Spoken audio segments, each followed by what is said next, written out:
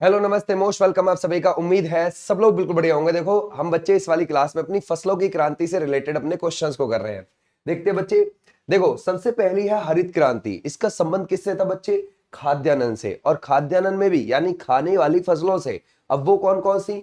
जैसे इसमें मैं आपसे बोलूं गेहूं हो गया बच्चे, जैसे कि बच्चे इसमें मक्का हो गई, ठीक है भाई ध्यान रखोगे। जैसे कि चावल हो गई, ये जैसे कि बच्चे बाजरा है, ठीक है भाई ध्यान रखोगे। इनसे इसका ज्यादातर संबंध था, ये बात ध्यान रखोगे, ठीक है। अब इसको हम क्या बोलते हैं? इसको बोलते हैं हाई यील्डिंग वेराइटीज प्रोग्राम, यानी कि HYVP, ठीक है। यानी इसका मतलब अधिक उपज देने वाली किस्मों का कार्यक्रम, समझ गए। अब क्या था इस वाली ग्रीन रिवॉल्यूशन में? ऐसा हुआ अच्छे अच्छे बीज प्रोवाइड कराए गए खेतों में डालने के लिए। देखो बीज अच्छे डलेंगे, उसमें खाद पानी अच्छा डलेगा, अच्छी दवाइयां डालोगे तो सीधी सी बात है फसल बहुत तगड़ी होगी, ठीक है। तो ये उसी से रिलेटेड था। ग्रीन रिवॉल्यूशन जो शुरू हुई थी बच्चे, वो 1940 के दशक में हुई थी, यानी कि 1940 से 1950 के बीच में। और ये कहां पर शुरू हुई थी बच्चे? मैक्सिको के अंदर शुरू हुई थी। कहां पर? मैक्सिको के अंदर। अच्छा, इसके जो बच्चे दुनिया के अंदर निर्देशक हैं वो कौन है? निर्देशक है बच्चे दुनिया के अंदर इसके डायरेक्टर नॉर्मन बोरलॉग, ठीक है। और ये कहां से बिलोंग करते भाई? अगर आप देखोगे नॉर्मन बोरलॉग ये करते बच्चे USA से बिलोंग। और इनका ये कार्यक्रम इतना सफल हुआ कि इनको नोबेल शांति प्राइज भी मिला। याद रखोगे नोबेल पुरस्कार कौन सा मिला इनको? शांति का। कब मिला था बच्चे? ये मिला था 1970 में। क्लियर। ये जो नाम है ग्रीन रिवॉल्यूशन, ये नाम विलियम गॉड ने दिया था। ये भी आप ध्यान रखोगे। ग्रीन रिवॉल्यूशन जो नाम है वो किसने दिया बच्चे? वो दिया था विलियम गॉड ने। ये भी आप ध्यान रखोगे, ठीक है। चलो यहां तक हमारी बात कंप्लीट हो गई। अब बात है कि भारत ने भी इस मॉडल को अपनाया भाई। लगा कि भाई भारत में भी ट्राई करके देखते हैं। तो भारत में क्या हुआ कि 1960 से लेकर 1963 के बीच में इसको ट्रायल ये चल रही थी। ऐसे भी आप ध्यान रखोगे, ठीक है भाई, क्लियर हो जाएगा। अच्छा, अब इस समय हमारे प्रधानमंत्री कौन थे जिस समय इसकी स्थापना हुई है? प्रधानमंत्री हैं बच्चे यहां पर अगर आपसे पूछ ले शास्त्री जी। और शास्त्री जी जो प्रधानमंत्री थे बच्चे, वो 1964 से लेकर 1966 के बीच में थे, हमारे दूसरे नंबर के प्रधानमंत्री, ठीक है। ये ग्रीन रिवॉल्यूशन का यहां तक काम हुआ। अब क्या हुआ बच्चे कि हमारे यहाँ ग्रीन रिवॉल्यूशन 1966 में लागू कर दी गई, यानी कि शुरू हो गई, ठीक है भाई। कब शुरू हो गई? 1966-67 से इसकी शुरुआत मानी जाती है। ये भी चीज आप ध्यान रखना, ठीक है भाई, क्लियर हो जाएगा। शुरुआत देखो, स्थापना है तो स्थापना 65 में है, लेकिन अगर हमसे पूछे शुरुआत तो शुरुआत 66-67 में बताओगे आप, ठीक है। अब 1966 में ही 1 नवंबर को पंजाब और हरियाणा भी अलग हुए थे। उससे पहले दोनों एक थे, ये भी आप ध्यान रखोगे, ठीक है भाई। अब क्या हुआ भाई जी? शुरुआत तो हो गई, तो शुरुआत इसकी पंजाब के रीजन से मानी गई, ठीक है भाई, ध्यान रखोगे। कहां से शुरुआत मानी गई? पंजाब के रीजन से इसकी शुरुआत मानी गई थी, ये भी आप ध्यान रखोगे। लेकिन इससे जो फायदा हुआ है वो फायदा किसको हुआ है? ठीक है, इसमें हम एक चीज ऐड करके देख लेते हैं। सर इससे जो फायदा हुआ पंजाब को बहुत ज्यादा, ठीक है भाई। पंजाब के साथ साथ हरियाणा को ज्यादा हुआ, और वेस्ट यूपी को ज्यादा हुआ, और साथ में हुआ है ना उत्तरी राजस्थान को, इस वाले क्षेत्र को भी बहुत ज्यादा फायदा हुआ इससे, ठीक है। अच्छा, इसमें कौन सी फसल अच्छी हुई अगर आपसे पूछा जाए? सर गेहूं को ज्यादा फायदा हुआ, गेहूं का उत्पादन बहुत ज्यादा बढ़ गया। और चावल अगर आप देखोगे, चावल का उत्पादन वही रहा, स्थिर रहा, ठीक है भाई। और जो घट गया वो दलहन का, दालों का घट गया, क्योंकि दालें बोना बहुत कम कर दिया था फिर, ठीक है। अब हम क्या बन गए थे बच्चे? ग्रीन रिवॉल्यूशन के आने से हम चावल के ध्यान रखोगे, चावल तो हम पहले से एक्सपोर्ट करते थे, हम गेहूं के भी एक्सपोर्टर बन गए। पहले हम लेते थे, आयात करते थे गेहूं, और अब क्या हुआ कि अब हम निर्यात करना सीख गए, एक्सपोर्ट करना सीख गए। ओके बच्चे, तो गेहूं हम क्या है बच्चे यहां से एक्सपोर्ट करना सीख गए थे, निर्यात करना, दूसरे देशों को देना सीख गए थे। तो ये बहुत अच्छी थी, गेहूं के मामले में ये बहुत अच्छी चली। अच्छा, अब गेहूं के मामले में अच्छी चली, इसीलिए सरकार ने एक, ध्यान रखोगे, गेहूं क्रांति के नाम से डाक टिकट निकाला था। यह भी चीज आप ध्यान रखोगे 1968 में। देखो 1966 में प्रधानमंत्री बन चुकी थी कौन? इंदिरा गांधी जी। तो ये 68 में उन्होंने गेहूं क्रांति के नाम से डाक टिकट निकाला था, ये भी आप ध्यान रखोगे, क्लियर हो जाएगा, समझ गए। अच्छा, आप ये सोच रहे होंगे कि सर इससे फायदा क्या हुआ और घाटा क्या हुआ ग्रीन रिवॉल्यूशन से? बच्चे ग्रीन रिवॉल्यूशन से फायदा ये था, आप यहां पर लिख सकते हैं, फायदा ये था बच्चे कि देखो फसलों की उत्पादकता बढ़ी। ठीक है भाई, ध्यान रखोगे, यानी कि हमारी जो खाद्यान्न फसल थी उसमें गेहूं की उत्पादकता बहुत ज्यादा बढ़ी। ठीक है भाई, ये भी चीज आप ध्यान रखोगे, गेहूं उत्पादन बढ़ा।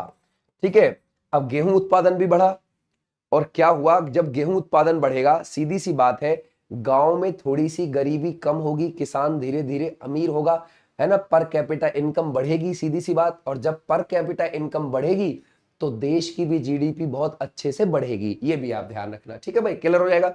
तो यानी कि देश में बच्चे पैसे की वृद्धि धीरे धीरे होने लगी इस वाले रीजन से, जो हमारा उत्तर, ध्यान रखोगे, जो उत्तर पश्चिम वाला रीजन है, जैसे कि हम लगा ले राजस्थान का उत्तरी इलाका हो गया, या फिर उत्तर प्रदेश का पश्चिम इलाका हो गया, फिर हरियाणा हो गया, पंजाब हो गया, इस वाले रीजन से काफी अच्छे अच्छे किसान निकलने लगे, बड़े बड़े किसान निकलने लगे। और क्या हुआ भाई, जब ये गेहूं उत्पादन बढ़ा है तो सीधी सी बात है, ट्रैक्टर की नई कंपनियां भी लगेंगी, क्योंकि खेतों में ट्रैक्टर यूज होते थे, बड़े बड़े जमींदार खेतों में अपने ट्रैक्टर यूज कर रहे थे। फिर जो ट्रैक्टर के बनाने वाले इक्विपमेंट है उनकी भी कंपनियां लगेंगी, तो कंपनियां लगने से रोजगार भी बढ़ेगा लोगों के बीच, सीधी सी बात है। खेतों तक बिजली भी पहुंची, यानी कि गांव गांव में बिजली पहुंचना शुरू। हरियाणा पहला ऐसा हमारे देश का राज्य है जहां पर बिजली पहुंच गई थी 1970 में ही, तो ये भी आप ध्यान रखोगे, वो सब ग्रीन रिवॉल्यूशन की ही देन थी, ये बात ध्यान रखना। तो क्षेत्र में काफी वृद्धि होने लगी। दूसरी बात बच्चे, जो बड़ी जमींदार थे वो तो इसका बहुत अच्छे से फायदा उठा रहे थे, लेकिन जो छोटे किसान थे उनके इतना फायदा नहीं उठा पाए, इसलिए बड़े और छोटे जमींदारों ने, है ना, उन दोनों के बीच एक बड़ी घाई भी बन गई थी इसी वजह से, समझ गए, क्योंकि जो बड़े जमींदार थे वो बहुत ज्यादा अमीर होने लगे और जो छोटे किसान थे वो उस हिसाब से फायदा नहीं उठा पा रहे थे इसका।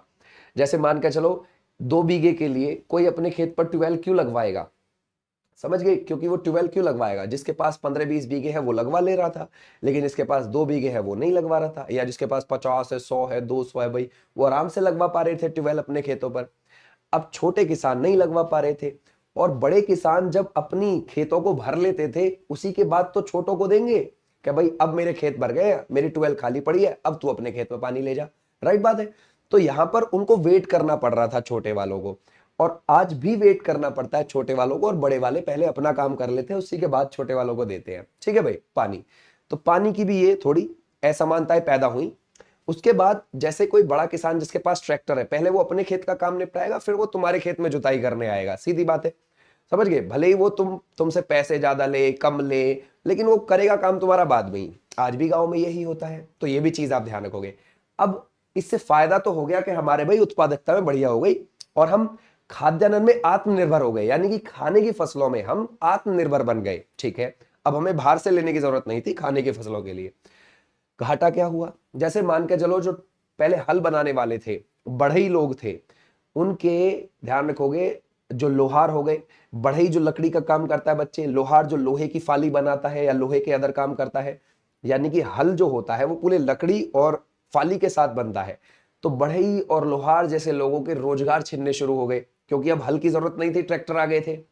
और इसी वजह से उस समय पर 1970 के समय पर बहुत लोग शहरों की तरफ शिफ्ट होने लगे। आज भी आप सुनते होंगे कि आपके गांव के जो पुराने लोग कुछ बसे हुए हैं आसपास के बड़े शहर में, वो ज्यादातर 1970 के आसपास के निकले हुए हैं, क्योंकि उनके उस समय पर रोजगार छिनने लगे थे गांव में, और वो शहरों की ओर पलायन करने लगे, तो शहरों की आबादी बढ़ने लगी और गांव की आबादी धीरे धीरे, है ना, ध्यान रखोगे, कैसा एक प्रतिशत आप कह सकते हो कि भाई शहरों की ओर प्रतिशत ज्यादा जाने लगा और गांव धीरे धीरे खाली होने लगे। आज भी आप देखते होंगे कि बहुत सारे लोग शहरों की ओर शिफ्ट हो गए हैं। वैसे हमारे देश में ग्रामीण आबादी आज भी ज्यादा है और शहर की आबादी फिर भी कम है, लेकिन शहर में छोटे से एरिया में ज्यादा लोग शिफ्ट हो गए हैं। गांव में बड़े बड़े एरिया है, वहां थोड़े थोड़े लोग हैं, फिर भी ये भी आप ध्यान रखोगे। ठीक है, यहां तक हमारा कंप्लीट हुआ। और क्या हुआ, जैसे मान के चलो भाई, जो पहले पानी अरहट से लगाया जाता था, बैलों से लगाया जाता था, बैल चलते रहते थे, अरगट से पानी निकलता रहता था और खेतों तक जाता था। अब वो मजदूरी किसानी वो नहीं रही, अब ट्यूबवेल के थ्रू लगा दिया जाता है। तो ऐसे आप ध्यान रखोगे, इससे बच्चे। और भी घाटा क्या हुआ, जैसे घाटा ये हुआ कि जो किसान दवाई लगा रहे थे, बड़े जमींदार खेतों में, उस दवाई से आगे चलकर बीमारियां फैल रही थी। और दूसरी बात, जब आप उसी दवाई लगे हुए खेत को, बाद में बचे हुए सिस्टम को आप आग भी लगाओगे, जब बाद में आपका पूरी फसल कट गई है और जो उसकी थोड़ी बहुत पराली बची हुई है उसकी आप आग लगा रहे हो, तो उस आग का जो है धुआं वातावरण में जा रहा है और उसमें दवाई ऑलरेडी लगी हुई है धुएं में, मतलब जो पराली थी आपकी, तो वो धुआं किसी ना किसी के नाक में जा रहा है भाई, किसी ना किसी के शरीर में जा रहा है, तो उससे बच्चे बीमारियां भी पैदा हुई थी आगे चलकर। या फिर आप दवाई लगा हुआ गेहूं खाओगे, उससे भी प्रॉब्लम बनेगी, समझ गए। तो ये सब इससे हुई थी दिक्कतें, समझ गए। तो फायदे भी हुए और नुकसान भी हुए, ये भी आप ध्यान रखोगे, ठीक है भाई। ये है हमारी ग्रीन रिवॉल्यूशन। अब दूसरी वाली ग्रीन रिवॉल्यूशन, अच्छा पहले मैं ये बता दूं कि भारत में इसके जो जनक है वो एम एस स्वामीनाथन जी हैं। याद रखोगे, भारत में जो शुरुआत करी थी इसकी वो एम एस स्वामीनाथन जी ने करी थी। और ये एम एस स्वामीनाथन जो है बच्चे, ये कहां से बिलोंग करते हैं? तमिलनाडु से बिलोंग करते, तमिलनाडु के कुंभकोणम से करते। कहां से? कुंभकोणम तमिलनाडु से बिलोंग करते हैं, ठीक है। इनका बच्चे जन्म जो था 1925 में हुआ और इनका निधन 28 सितंबर को हो गया था 2023 में। और इनको बच्चे भारत रत्न 2024 में मिला, भारत रत्न 2024 में आफ्टर डेथ मिला। ये भी आप ध्यान रखोगे, ठीक है भाई, क्लियर हो जाएगा। तो ऐसे था ये। अच्छा, दूसरी वाली भी एक ग्रीन रिवॉल्यूशन शुरू की गई, जब पहली वाली बहुत ज्यादा सफल हो गई 1990 में। पटना को उसका केंद्र बनाया गया था बच्चे, यानी कि सीधी सी बात थी, पूर्व में फायदा उठवाना चाहती थी सरकार पूर्व के लोगों को इस वाली दूसरी ग्रीन रिवॉल्यूशन से। इसको सेकंड ग्रीन रिवॉल्यूशन बोलते हैं, ये बात ध्यान रखना, 1990 में शुरू हुई थी। क्लियर हो जाएगा, पटना को उसका केंद्र बनाया था, ये जरूर आप ध्यान रखोगे, ठीक है। अच्छा, अब उसके बाद आगे आते हैं बच्चे, श्वेत क्रांति, यानी कि दुग्ध उत्पादन से ये जुड़ी हुई है, ये जो श्वेत क्रांति है, ठीक है बच्चे। इसका जो जनक माना जाता है वो वर्गीज कुरियन को माना जाता है, वर्गीज कुरियन, ठीक है। अब ये जो वर्गीज कुरियन है कैसे भाई? देखो, वर्गीज कुरियन ने 1946 में अमूल कंपनी की स्थापना करी थी। और ये अमूल कंपनी की स्थापना कहां पर करी थी बच्चे? ये करी थी आनंद के अंदर। आनंद कहां पर है बच्चे? ये गुजरात के अंदर है, वहां पर करी थी। अब इन्होंने कर तो दी जी स्थापना। अब क्या था, देश में उतना उत्पादन हो नहीं रहा था दूध का, ये पैकेट में दूध बेचते थे, उस समय दूध का उत्पादन ज्यादा हो नहीं रहा। इनको धीरे धीरे समझ में आने लगा कि भाई कैसे ज्यादातर उत्पादन हो। तो इन्होंने बच्चे 1970 में एक ऑपरेशन फ्लड चलाया, ऑपरेशन फ्लड, समझ गए। और वो किसके तरीके से चलाया? उसको श्वेत क्रांति नाम दिया। ये भी आप ध्यान रखोगे कि भाई चलो इसको हम एक श्वेत क्रांति नाम देते हैं ऑपरेशन फ्लड को। और ये बहुत जोरदार तरीके से चला। इसमें अच्छी नस्ल की जो गाय थी, भैंस थी, बाहर से मंगाई गई ताकि दूध का उत्पादन बढ़े, समझ गए आप लोग। बकरियां भी अच्छी नस्ल की मंगाई गई, सभी का दूध का उत्पादन बढ़िया होना चाहिए, ठीक है भाई। तो दूध का उत्पादन बच्चे बढ़ा, ये भी आप ध्यान रखोगे, ठीक है भाई, क्लियर हो जाएगा। तो वर्गीज कुरियन की कंपनी भी सीधी सी बात है, अमूल का उत्पादन भी बढ़िया, अमूल की बिक्री भी बढ़िया होने लगी, समझ गए। तो इससे बच्चे ऑपरेशन फ्लड से हमारे यहाँ पर दूध का उत्पादन बहुत अच्छा हुआ। तो ऐसे भी आप ध्यान रखोगे, ये है श्वेत क्रांति। अब हम 26 नवंबर को अपना संविधान दिवस तो मनाते ही हैं, 26 नवंबर को हम राष्ट्रीय दुग्ध दिवस भी मनाते हैं, क्योंकि वर्गीज कुरियन का बर्थडे होता है उस दिन, ठीक है भाई, ये भी आप ध्यान रखोगे। आ जाओ अगली पर। नीली क्रांति बच्चे मत्स्य उत्पादन से है। देखो भाई, अब उत्तर भारत में तो बढ़िया काम चल रहा था ग्रीन रिवॉल्यूशन लग के, तो जो कोस्टल एरिया है, तटीय इलाके हैं भाई, वहां भी तो मछलियों का उत्पादन अच्छा होना चाहिए। मछलियों को अच्छे से जो है लेना, उत्पादन होगा तो जल्द से जल्द बाहर आएंगी और फिर विदेशों में बेची जाएंगी, तो उन किसानों को भी फायदा होगा कहीं ना कहीं। या फिर जैसे मान के चलो कोई गांव में तालाब खुदवा लेता है, उसमें मछली पालन करने लगता है, उसको भी फायदा होना चाहिए, सही बात है। तो नीली क्रांति बच्चे 1985 से लेकर 1990 के बीच में चली, है ना भाई। और ये हीरालाल चौधरी ने शुरू करी, याद रखोगे किसने बच्चे? हीरालाल चौधरी इसके जनक माने जाते हैं। क्लियर? किसके बच्चे? इस नीली क्रांति के, मत्स्य उत्पादन के, ठीक है। अब इससे क्या हुआ बच्चे? मत्स्य उत्पादन यानी कि मछलियों का, फिशरीज का बहुत अच्छा उत्पादन हुआ। तो हमारा राइट आंसर इसके लिए ये हो गया, ठीक है। आ जाओ अब आगे, आगे चलते बच्चे, भूरी क्रांति। अब ये भूरी क्रांति का संबंध किससे बच्चे? ये जो भूरी क्रांति है इसका संबंध है कोको उत्पादन से बच्चे। कोको, कोको जैसे आप थाईलैंड में होती है, जैसे मलेशिया में होती है, जैसे इंडोनेशिया में होती है, सेम एज भारत में भी इसका उत्पादन ज्यादा से ज्यादा होना चाहिए। तो इसके लिए भूरी क्रांति चलाई गई थी, ठीक है। ये पेपर में बहुत कम आती है। उसके बाद रजत क्रांति बच्चे अंडा उत्पादन से है। इसकी भारत में जनक मानी जाती है इंदिरा गांधी जी। कौन मानी जाती है बच्चे? इंदिरा गांधी जी मानी जाती हैं, है ना। ये भी आप ध्यान रखोगे, ज्यादा से ज्यादा अंडे का उत्पादन होना चाहिए, क्लियर है। उसके बाद जो पीली क्रांति है बच्चे, वो किससे है? तिलहन से है ना भाई। यानी तिलहन मतलब तेल वाली, जैसे सरसों हो गई, तिल का तेल हो गया, सूरजमुखी का तेल हो गया, ऐसी फसलों से। ओके बच्चे, ध्यान रखोगे? तो ऐसे भी आप ध्यान रखोगे, मैं यहाँ पर लिख देता हूँ, जैसे कि भाई तिल का तेल हो गया, जैसे सरसों का हो गया, जैसे बिनौले का तेल हो गया, ओके बिनौला, है ना भाई, ध्यान रखोगे? जैसे अरंडी का तेल हो गया बच्चे, ये भी आप ध्यान रखोगे, ठीक है भाई, क्लियर हो जाएगा। जैसे सूरजमुखी का हो गया, ओके, मूंगफली का हो गया, सूरजमुखी का हो गया, जैसे ध्यान रखोगे मूंगफली का हो गया, है ना भाई, ऐसे भी आप ध्यान रखोगे, ताकि भाई तेल का अच्छे से उत्पादन हो। ये बच्चे क्लियर है बच्चे? तो तिलहन उत्पादन से जुड़ी हुई है पीली क्रांति। क्लियर है? अच्छा, आ जाओ आगे। बोलते बच्चे लाल क्रांति, भाई टमाटर का उत्पादन होना चाहिए ज्यादा से ज्यादा देश में, और ध्यान रखोगे मांस उत्पादन। और आज के समय में तो मॉडर्न फार्मिंग चल रही है, हम नेक्स्ट लेवल पर निकल चुके हैं कृषि के मामले में, ठीक है। तो लाल क्रांति का संबंध किससे हो जाएगा बच्चे? टमाटर और मांस उत्पादन से है। अब आप सोच रहे होगे सर मांस उत्पादन, बिल्कुल, देखो सरकार इंडिया जो है, इंडियन गवर्नमेंट जो है, वो खुद यहाँ से एक्सपोर्ट कराती है अदर कंट्रीज में, समझ गए, मांस। तो ये कोई इतनी बड़ी बात नहीं है ना, ये बात ध्यान रखना। तो सरकार कराती है, लेकिन उसका मुद्दा भी बना देती है कभी कभी चुनावी माहौल में, लेकिन वो चुपचाप ये सब काम कराती है, एक देश की इकोनॉमी ग्रोथ कराने का काम करती है वो, ठीक है। अच्छा, अगर हम देखेंगे गुलाबी क्रांति, ये झींगा, प्याज और औषध उत्पादन से है बच्चे, याद रखोगे, गुलाबी क्रांति कभी कभी पूछ ली जाती है। बादामी क्रांति का संबंध है बच्चे मसाला उत्पादन से, ज्यादातर मसाले हमारे दक्षिण भारत में होते हैं और केरल में ज्यादा होते हैं, ये बात ध्यान रखोगे। आ जाओ नेक्स्ट पर। सुनहरी क्रांति, ये बहुत आती है, ध्यान रखना इसको, फल उत्पादन और शहद उत्पादन से इसका संबंध है, ठीक है भाई। कैसे बच्चे? फल और शहद दोनों ही चीज बहुत ज्यादा हाईलाइट है इसमें, ठीक है। गोल क्रांति बच्चे, ये आलू उत्पादन से है, ये भी आप ध्यान रखोगे, गोल क्रांति, ठीक है। तो कभी आप इसको अंडे से मेल खा जाओ ना, ना अंडे से मत खाना, समझ गए, गोल क्रांति का संबंध आलू से है, ठीक है भाई। सदाबहार क्रांति, ये बड़ी बढ़िया क्रांति बच्चे, ये जो सदाबहार क्रांति का जो नाम दिया है, वो नाम किसने दिया है बच्चे? एम.एस. स्वामीनाथन जी ने दिया है, ये भी चीज आप ध्यान रखोगे, एम.एस. स्वामीनाथन जी ने ये नाम दिया है, ठीक है बच्चे, क्लियर हो जाएगा। और इसका है कि हमारे देश में जैविक कृषि को बढ़ावा देना, यानी कि बगैर दवाइयां लगाए, समझ गए, बिल्कुल ऑर्गेनिक आपकी फार्मिंग होनी चाहिए। तो ऐसा पूर्ण जैविक राज्य कौन बन गया? सिक्किम बन गया, पहला हमारा 2016 में ही बन गया था, पूरी तरीके से जैविक कृषि करने वाला। एक बात बताओ, अगर हमारे देश में हम एकदम से दवाइयां लगाना बंद कर दें, तो जो हमारी मिट्टी को आदत पड़ी हुई है दवाइयां खाने की, क्या वो एकदम इतनी पैदावार देगी? नहीं देगी, समझ गए, खराब हो जाएगा, पूरा देश एक ही साल में ठप हो जाएगा। श्रीलंका के साथ यही हुआ था, 2018 से 22 तक ही बैंड बज गई थी, है ना। वहां पर एकदम ऑर्गेनिक फार्मिंग को बढ़ावा दे दिया, सब दवाइयां बंद कर दी, सिर्फ 2-3 साल में ही पूरा देश कंगाली के हाल पे आ गया था, समझ गए।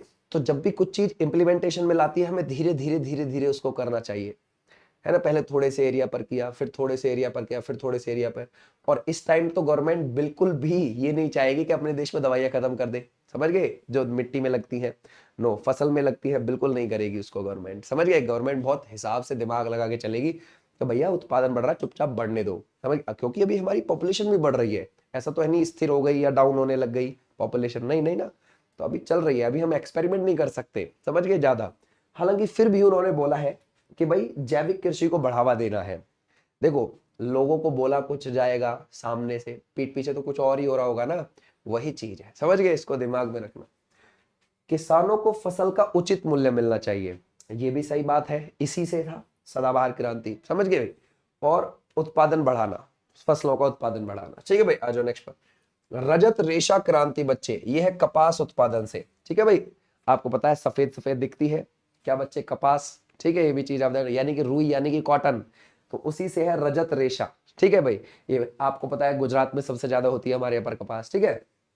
सुनहरा रेशा क्रांति बच्चे, ये जूट उत्पादन से है। जूट जो है आपका जैसे पश्चिम बंगाल, असम, बिहार, उड़ीसा या फिर बांग्लादेश, इस क्षेत्र में ज्यादा होता है, पूर्वी इलाके में ज्यादा होता है, ठीक है, जिसमें से असम उत्तर पूर्व में आता है, और बाकी बिहार हो गया, वेस्ट बंगाल, उड़ीसा, ये पूर्व इलाके में है, और बांग्लादेश भी हमारे पूर्वी इलाके में है।